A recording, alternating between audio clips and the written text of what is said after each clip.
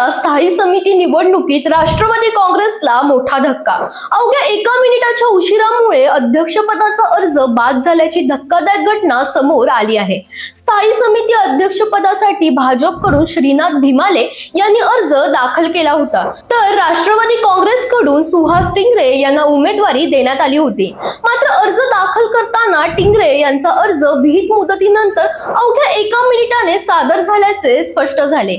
निवडणूक प्रक्रिया सुरू झाल्यानंतर निवडणूक निर्णय अधिकारी सतीश खडके यांनी छाननी दरम्यान उशिरा आलेला अर्ज अवैध ठरवला। त्यामुळे भिमाले यांचा एकमेव वैध अर्ज उरल्याने त्यांची बिनविरोध निवड जाहीर करण्यात आली।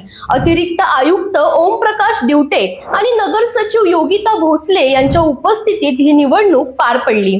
महापालिकेत भाजपचे स्पष्ट बहुमत असल्याने अध्यक्षपद भाजपकडे जाणार हे आधीच निश्चित मानले जात होते। मात्र घड्याळ हे चिन्ह असलेल्या राष्ट्रवादी काँग्रेसने वेळ न पाळल्याने राजकीय वर्तुळात चर्चांना उधाण आले आहे।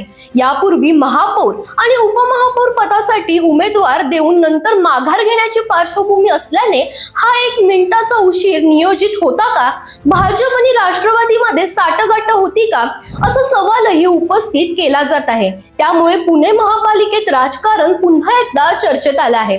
दरम्यान तुम्हाला अशाच पॉलिटिक्स रिलेटेड अपडेट्स हवे असतील तर इंडिया लीडरला फॉलो करायला विसरू नका।